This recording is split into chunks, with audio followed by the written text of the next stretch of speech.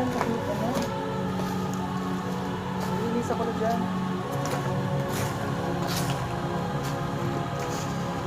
Ano na tayo sa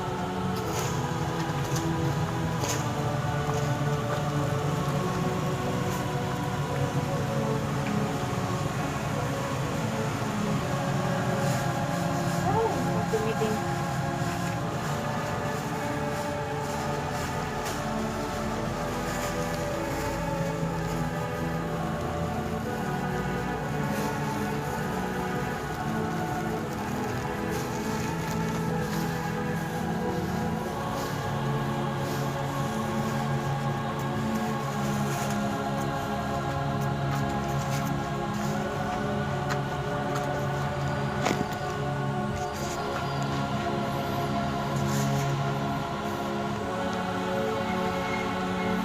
Hello guys, dito kami ngayon sa sementeryo. Dinadalaw namin ang aming mga babies. Ayan, si Elijah Earl at saka si Eloisa, saka ang aming nanay na si Maria. So every time na uwi kami ni Claire, visit to it, na bumibisita kami dito, makakabisita kami dito sa kanila. Ayan. So kanina ang dami ditong mga damo. So naglinis muna kami dito. Ayan. So ito yung kanyang mga kamag-anak ni Claire. Yung nandun. Tapos nandun.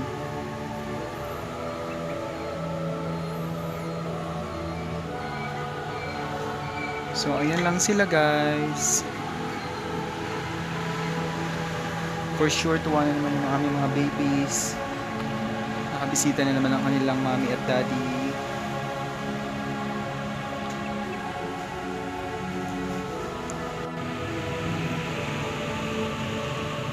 Hello guys.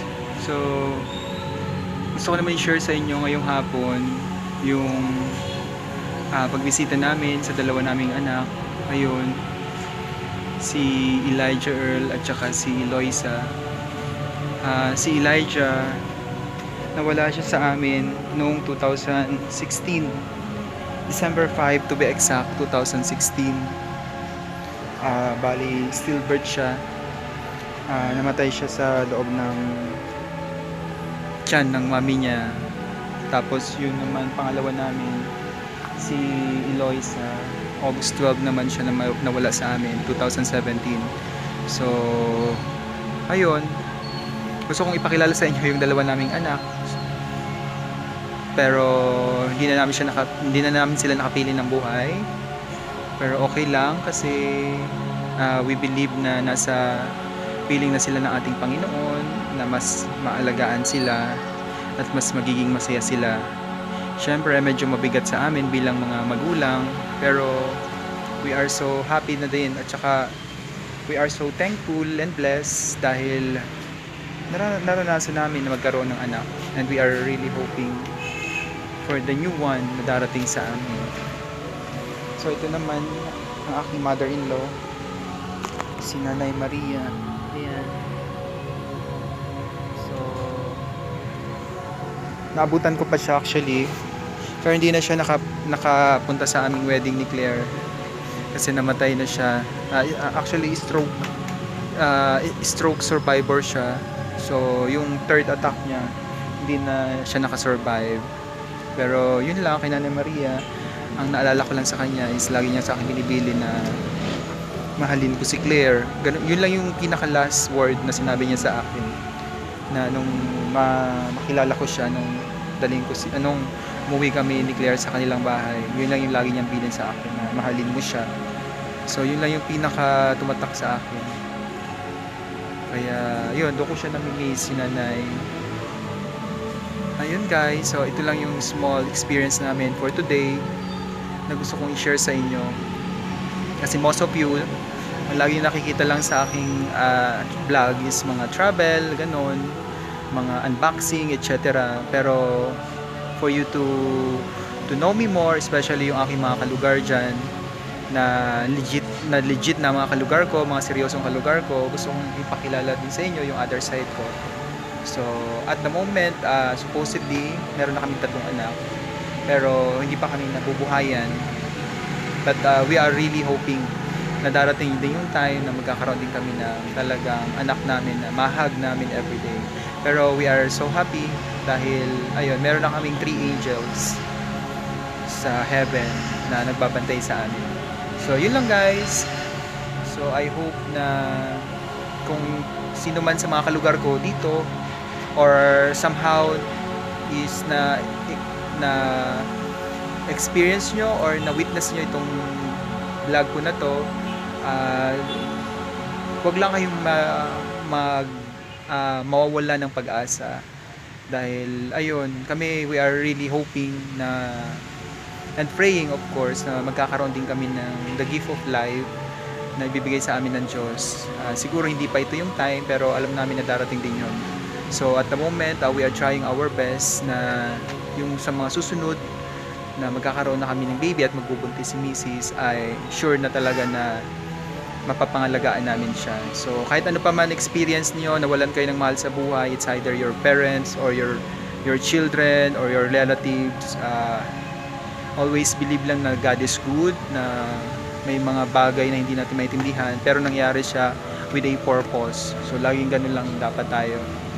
So yun guys, I hope na kung ano man ang mga pinagdadaanan nyo ay malalampasan nyo rin yan. Just keep the faith and always trust the Lord and He will give the best for you, for all of us. So thank you guys. Hello, baby.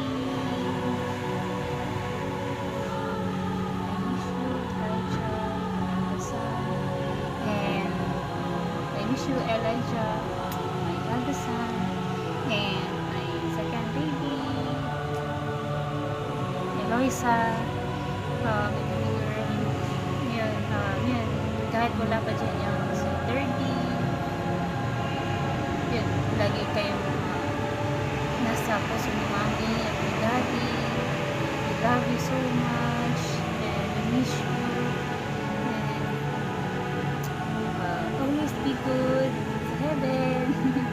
And hindi ganti yung memories nyo na kasama ni Mami habang nasa tiyan ko, nasa tummy. Yun, laging naalala ni Mami and love na pinaparamdam mo sa inyo is always be forever.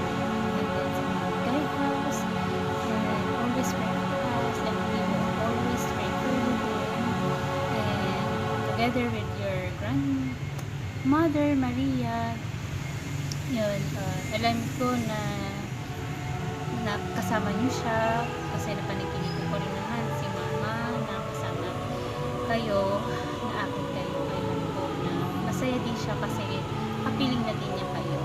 And always guide her and your tita Sarah. And we love you so much, my angels, my 3 angels in heaven.